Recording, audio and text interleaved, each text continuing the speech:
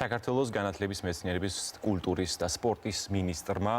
საზოგადოებას წარუდგინა სამინისტროს წლის შემაჯამებელი ერთგვარი ანგარიში, რომელიც საკმაოდ ჩამონათვალი ასეთი აქტივობებისა, პროექტებისა და პროგრამებისა საკმაოდ დიდია და მრავალფეროვანია, მიუხედავად COVID პანდემიისგან გამოწვეული შეზღუდვებისა. სწორედ ასეთ ანგარიშს და შეჯამებას გთავაზობთ ახლა ახალ დღეში ჩვენ სტუმართან ერთად განათლების მეცნიერების კულტურისა და სპორტის მინისტრის მოადგილე ქალბატონი ნუნუ მიცკევიჩი სტუმრობს ახალ დღეს. დილამშვიდობისა ქალბატონო ნუნუ. მადლობა ასეთი დილადრიან რომ გვესტუმრეთ და მნიშვნელოვანია რა თქმა უნდა სამინისტროს საქმიანობის ერთგვარი შეჯამება, რომელიც როგორც თქვი უკვე მოხდა და განხორციელდა მინისტრისგან და უპირველესად სანამ დავიწყებთ შეჯამებას, პირველი ყველაზე მნიშვნელოვანი ჩვენთვის ეს არის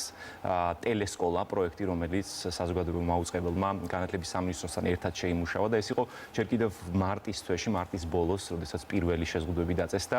და საკმაოდ დიდი შრომა არის ჩადებული დღემდე მიმდინარე ეს პროექტი და რა თქმა უნდა ჩვენთვის არის ძალიან საამაყო და მნიშვნელოვანი ამ თემაზე პირველ რიგში დავიწყოთ საუბარი. როგორ შეაფასებთ თქვა ამ პროექტს და მის წარმატებას და მის მსვლელობას, რომელიც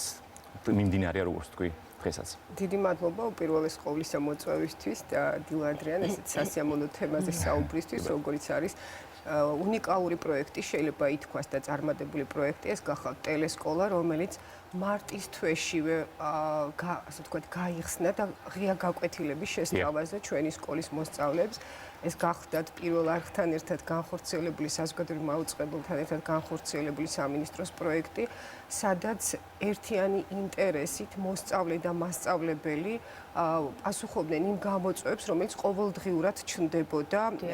მათ წინაშე. ეს არ იყო რასაკვირველია პროცესი, თუმცა საბოლოოდ მან დადო შედეგი და მიმდინარეობის დროსაც ჩვენ გქონდა უამრავი მესიჯი, რომ ეს ტელესკოლა იყო არა მხოლოდ მოსწავლეებისთვის განათლების, ანუ სწავლას-სწავლების პროცესის განმახორციელებელი, არამედ ეს იყო ერთგვარი სოციალური მხარდაჭერის პროექტიც კი ოჯახის წევრებისთვის, რომელიც ასე ვთქვათ გამოკეტილები აღმოჩნდნენ პანდემიის პირობებში და სამივე თაობა ერთად უყურებდა ამ გადაცემებს და ის ერთიანობა, რაც ტელესკოლამ შეიტანა ოჯახებში და ამ თაობებს შორის კიდევ უფრო დაახლოება, ესეც ალბათ ერთგვარი შედეგი იყო, გარდა რასაკვირველია იმ მიღწევებისა, რომელიც იყო სწავლის პროცესის უწყვეტობის შენარჩუნება, ხელმისაწვდომობა, რასაკვირველია ქვეყნის მასშტაბით და ეს არის შეფასებული არა მხოლოდ ადგილობრივი ექსპერტების და კვლევების მიერ, როგორც მოგეხსენებათ, ეს არის საერთაშორისო მაღალი შეფასებით გამორჩეული პროექტი, რომელიც რეალურ შედეგებზე გავიდა და მოგეხსენებათ, რომ შენარჩუნებული იქნება ეს პროექტი პანდემიის შემდეგაც და იმედს ვიტოვებთ, რომ პოსტპანდემიური პერიოდი ძალიან მალე დადგება ჩვენს ცხოვრებაში. ჩვენც ამის იმედი გვაქვს. ამის მოსმენა ძალიან მნიშვნელოვანია. ძალიან მნიშვნელოვანია და ტელესკოლიდან უკვე რაღაცა უმაღლესი განათლების მიმართულებით რომ განვაგრძოთ საუბარი, იმიტომ რომ ძალიან ბევრმა თითქმის ყველა უმაღლესმა სასწავლებელმა შექმნილი COVID პანდემიური სიტუაციიდან გამომდინარე 2020 წელს დაიწყო მუშაობა დისტანციურ ფორმატში, ხო, ონლაინ რეჟიმში. აი საინტერესოა, აი ახალი მოცემულობისა და რეალობის კვალდაკვალ რა ხელშემწყობი აქტივობები შესთავაზა მათ, ასე ვთქვათ, განათლების სამინისტრომ. როგორც დიახ. დიდი მადლობა შეკითხვისთვის. ისევ ტელესკოლიდან რომ გადავიდეთ უმაღლეს სკოლაში, სწორედაც აბიტურიენტებისთვისაც კი იყო წლის განმავლობაში მომზადებული გაზაფხულის სემესტრში პლატფორმა, რომელიც დაეხმარა აბიტურიენტებს აი ამ ძნელბედობის შამს მათთვის და ძალიან ემოციურ პერიოდში, რომ გამართული ყოფილიყო მათთვის ის სწავლების პროცესი, რომელიც რაღაც გარკვეული კიდე დამატებითი მოთხოვნებით ჩნდება ხოლმე აბიტურიენტებისთვის სწავლის შეჯამების თვალსაზრისით, გარკვეულ თემებზე უფრო აქცენტირების თვალსაზრისით და ეს ყველაფერი შეძლო ტელესკოლამ, რომ ცალკე პლატფორმით დახმარებოდა აბიტურიენტებს, რომელიც როგორც მოგეხსენებათ ეროვნული გამოცდების ფარგლებში, რომელიც ასევე მაღალ ორგანიზებულად და უსაფრთხოდ ჩატარდა 2020 წელს, გამხდარიყვნენ პირველ კურსელები. სამწუხაროდ მათ უმრავლესობას არ მიეცათ საშუალება, რომ სააუდიტორიო სივრცეებში დაეწყოთ და მათ ბოლომდე შეეგრძნოთ სტუდენტობის, თუმცა რასაკვირველია, მაგრამ მოგეხსენებათ, როგორც თქვენ ბრძანეთ სამინისტრომ ყველაფერი გააკეთა, რომ ჩვენ ვიყავით მოქნილები პანდემიის გამოცხადების დღეებიდანვე ჩვენ გარკვეული სამზადისი ჩავატარეთ, შეთავაზებული იყო ელექტრონული პლატფორმები და იმ პერიოდში ქვეყნის ეპიდემიოლოგიური სიტუაციიდან გამომდინარე, როგორც კი გვეძლეოდა შესაძლებლობა, ჩვენ ხსნიდით იმ კომპონენტს, რომელიც არა დისტანციურ რეჟიმში უნდა განხორციელებულიყო და ონლაინ სწავლება ვერ ჩაანაცვლებდა. მოგეხსენებათ, გაზაფხულზეც გაიხსნა პრაქტიკულ ლაბორატორიული მეცადინეობები, მიეცათ უნივერსიტეტებს საშუალება იგივე სამაგისტრო ნაშრომები, რომელიც ექსპერიმენტული დარგიდან უნდა ყოფილიყო წარმოდგენილი, გაიხსნა მათთვის ლაბორატორიები, ისე რომ აი ამ მოქნილობა მოგცა საშუალება, რომ ჩვენ გარდა უწყვეტობისა და ხელმისაწვდომობისა ვისაუბროთ დღეს ხარისხის შენარჩუნებაზეც, რაც ასე მნიშვნელოვანია, როგორც უმაღლესი, ასევე განათლების ყველა საფეხურისთვის. კი, ერთ-ერთი მნიშვნელოვანი კომპონენტია თქვენ აქტივობებში ეს არის სწავლის საფასურის შეღავათო და მოქნილი სისტემის შეთავაზება სტუდენტებისთვის, რომლებიც პრობლემაც თქვათ ვერ მოახერხეს და გადასახადის გადახდა თქვათ მიმდინარე წელს პანდემიურ ვითარებიდან გამომდინარე ვერ მოხერხდა. მიმდინარეა თუ არა ეს და მომავალი სემესტრისთვისაც გაგრძელდება თუ არა ეს შეღავათი თქვათ სტუდენტებისთვის. და ასე მნიშვნელოვანია ეს ნიშნავს გადასახადის გადავადებას, ასე ვთქვათ, თუ ინდივიდუალური გრაფიკის შედგენას, თუ ორივეს ერთად. ორივეს ერთად ალბათ. დიახ, ორივეს ერთად, სამწუხარო რეალობაა, რომ გარკვეულ სოციალურ ფენას განსაკუთრებული მხარდაჭერა დაჭირდა სახელმწიფოს მხრიდან, თუმცა სახელმწიფოს მხარდაჭერა უმაღლესი განათლების სისტემაში სწავლის საფასურთან დაკავშირებით ეს არის ყოველთვის პერმანენტული პროცესი, მაგრამ პანდემიის პირობებში დამატებით გამოიყო საბიუჯეტო სახსრები იმისთვის, რომ სოციალური მხარდაჭერა კიდევ უფრო გაზრდილიყო, როგორც მოგეხსენებათ სამინისტროს მხრიდან მუშაობს 13-ზე მეტი კატეგორიის სოციალური, ასე ვთქვათ, გარკვეული სტატუსის მქონე სტუდენტებისთვის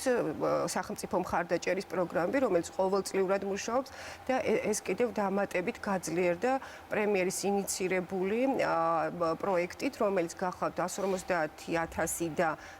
ნაკლები ქულის მქონე სტუდენტებისთვის განსაკუთრებული სოციალური მხარდაჭერა, რომლითაც უკვე 15,015-მა, ისეთი ლამაზი რიცხვია 15,015-მა სტუდენტმა ისარგებლა, ეს იყო შემოდგომის სემესტრი, მიმდინარე სემესტრი აქვთ მათ დაფინანსებული და მათ ნაწილს, რომელსაც გაზაფხულის სემესტრის დავალიანება ჰქონდა დარჩენილი, ეს გახლავთ 2019-20 წლის სემესტრი, ეს დავალიანებაც იყო დაფარული. ისე რომ ეს იყო მნიშვნელოვანი პროექტი, მაგრამ გავიმეორებ, რომ სამინისტროს მხრიდან და სახელმწიფოს მხრიდან ის პროექტები, რომელიც წლების განმავლობაში იყო, გრძელდება. აი, ახაც მიმდინარეობს საზღვრისპირა რეგიონის მოსახლეობისთვის და ამ სტუდენტებისთვის მუნიციპალიტეტებთან ერთად სოციალური მხარდაჭერის პროექტი, რომელიც ასევე კიდევ გარკვეულ ნაწილს დაეხმარება, ისე რომ წელს ასევე იყო ელექტრონული სივრცე, ელექტრონული პლატფორმა შემუშავებული, იმის რომ განაცხადები არ ყოფილიყო ფიზიკურად, თქვათ, მოტანილი, როგორც ეს წლების წინ ხდებოდა სამინისტროში, გაიხსნა ახალი ელექტრონული პლატფორმა, სადაც დარეგისტრირდნენ ეს სტუდენტები და მიიღეს სოციალური დახმარება სახელმწიფოს მხრიდან. მათ შორის სწავლას უცხოეთში აპირებს 130-ზე მეტი სტიპენდია გაიცემა. ინტერნაციონალიზაციის თვალსაზრისით, მიუხედავად პანდემიის სიმძიმის და შენარჩუნებული იყო ის ძირითადი კურსი, რომელიც სახელმწიფოს გააჩნია, დაფინანსებული იყო სრულად, ეს არ გახლავთ მხოლოდ სწავლის გადასახადი, ეს არის ცხოვრების ყოველდღიური თანხა უცხოეთში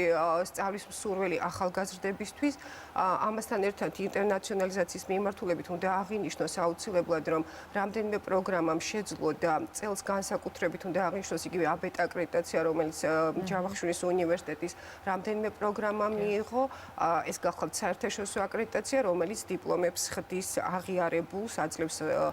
აღიარების საშუალებას მსოფლიოს ნებისმიერ ქვეყანაში. ამასთან ერთად ჩვენ გვაქვს ახალი პროგრამები 6 ფრანგულ უნივერსიტეტთან ერთად, ეს გახლავთ საქართველოს ტექნიკურ უნივერსიტეტში და ჯავახიშვილის უნივერსიტეტში და ინტერნაციონალიზაციის სექტემბრამდე იყო მისი განხორციელების ვადა. დიახ, სექტემბრიდან უკვე ახალი სტუდენტები, ანუ პირველ კურსელები ჩაირიცხნენ ამ პროგრამებზე და რასაკვირველია ეს გაგრძელდება და მინდა გითხრათ, რომ ეს სტუდენტებიც მხარდაჭერილი არიან, მათი სწავლის საფასური, აი ეს რაც არის 2250 ლარი, არის დაფარული სახელმწიფოსგან და თუ ისინი გახდებენ ამ პროგრამის სტუდენტები, მათი სწავლის საფასური საგრანტო ამ ოდენობით იქნება დაფარული და ამასთან ერთად ინტერნაციონალიზაციის თვალსაზრისით თუ ადგილობრივ წარმატებაზე ვისაუბრებთ, თავარი მეგა პროექტი ქუთაისის საერთაშორისო უნივერსიტეტი, რომელიც დასავლური სტანდარტებით ვითარდება და იგივე ცოდნას, იგივე ასე ვთქვათ, თუნდაც რომელიც ფუნქციონირებს უკვე და მიიღო პირველი ნაკადი, ხო ესეა? დიახ, სექტემბრის დეკემბრიდან მიიღო პირველი ნაკადი და ეს გახავთ პირველი კამპუსის ტიპის საუნივერსიტეტო სივრცე, სადაც სტუდენტებს გარდა საგანმანათლებლო პროცესისა ძალიან საინტერესო სტუდენტური ცხოვრებაც ერით. კი ბატონო, ისევ ონლაინ სწავლებას რომ დაუბრუნდეთ, იმიტომ რომ ეს არის თემა, რომლის ირგვლივაც არსებობს არაერთი გამოწვევა და პრობლემა. არსებობდა ალბათ საწყის ეტაპზეც და ჩვენ რეალობა ასეთია, რომ არსებობს დღესაც, ხო? ამას უნდა გაუსწოროთ თვალი. ხო, იმიტომ რომ ეს არის ახალი რეალობა და მასთან ადაპტირება ალბათ რაღაცა გარკვეულ სირთულეებთან არის დაკავშირებული. ხო, აი გრძელვადიან პერსპექტივაში თქვენ როგორ უყურებთ, როგორ შეიძლება რომ აღმოიფხრას და მინიმუმამდე შემცირდეს ის პრობლემები, რომლებიც დღეს არსებობს ონლაინ სწავლების კუთხით. დაგეთანხმებით, რასაკვირველია გამოწვევები დღესაც გრძელდება და ეს არ არის ყოველდღე შეიძლება ითქვას, რომ ახალი იჩენს თავს, რადგანაც ჩვენც ვითარდებით, ტექნოლოგიებიც ვითარდება, ჩვენ მივყვებით ფეხ და ჩვენი საგანმანათლებლო სივრცე ყოველდღიურად ადაპტირდება იმ მოცემულობასთან, რომელიც ასე ვთქვათ, გამართულობაზე იქნება ორიენტირებული, იგივე საგანმანათლებლო პროცესის და ჩვენ მოგეხსენებათ, რომ მუშაობთ იმ ჰიბრიდულ მოდელზე, რომელიც შეინარჩუნებს ყველა იმ კომპონენტს, რომელიც დისტანციურ რეჟიმში შესაძლოა განხორციელდეს, ისე რომ პოსტპანდემიურ პერიოდში ის ტექნოლოგიების მიმართულებით, ვთქვათ, განვითარების ის ხარისხი თუ ადამიანური რესურსის მხრივ, რომელიც საკმაოდ მძლავრად და მკვეთრად და სწრაფად განვითარდა, ეს ყველაფერი იქნება შენარჩუნებული როგორც პროფესორ მასწავლებლების, ასევე სტუდენტების მხრიდან და დარწმუნებული ვარ, რომ ეს კიდევ უფრო მაღალ სწავლის ხარისხზე გაგვიყვანს და არ შემიძლია არ აღვნიშნო ბოლო დღეების განმავლობაში მოგეხსენებათ, ახლა სემესტრის დასასრულია და სოციალურ ქსელებშიც კი გამოჩნდა და მე როგორც უნივერსიტეტის პროფესორი, ასევე მქონდა ეს გამოცდილება, როდესაც მოულოდნელად იხსნება ყველა ის ფანჯარა, რომელიც სემესტრის განმავლობაში ხშირად დახურულია ხოლმე და ვიზუალს ვერ ხედავთ და უცებ იხსნება ძალიან დადებითი პოზიტიური მესიჯებით, მიხატული გულებით, სტუდენტების მხრიდან მადლობის მესიჯებით და ეს არის არა მხოლოდ სასწავლო პროცესის მხარდაჭერა, არამედ სოციალური, ასე ვთქვათ, მოქალაქეობრივი სოლიდარობაც შეიძლება ითქვას, რაც ძალიან სასიამოვნოა თითოეული პედაგოგისთვის, რომელიც როგორც გუშინ ბატონმა მიხეილ ჩხენკელმა აღნიშნა, ექიმებთან ერთად ჩვენი დროის გმირები არიან, ნამდვილად თითოეული მასწავლებელი, პროფესორი, რომელიც აი ამ სააუდიტორიო სივრციდან აღმოჩნდა ამ ვირტუალურ სივრცეში, მაგრამ მათ თავი გაართვეს და ხელი შეუწყეს საგანმანათლებლო პროცესის უწყვეტობას. ძალიან დიდი მადლობა მაყურებელს. კიდევ ერთხელ შევახსენოთ, ხო, ესე იგი დასკვნის და შეჯამების სახით, რომ საქართველოს განათლების, მეცნიერების, კულტურისა და სპორტის მინისტრმა მედიასა და საზოგადოებას 2020 წლის ანგარიში წარუდგინა და ჩვენ შეძლების დაგვარად, რაც რისი საშუალებაც მოგვცა, ხო, ჩვენმა საეთეროდ, რომ მიმოვიხილეთ ყველა ის მნიშვნელოვანი ასპექტი, რომელსაც მოიცავს ეს ანგარიში. საქართველოს განათლების, მეცნიერების, კულტურისა და სპორტის მინისტრის მოადგილე ნუნუ მიცკევიჩი პასუხობდა ამ მხრივ ჩვენს შეკითხვებს.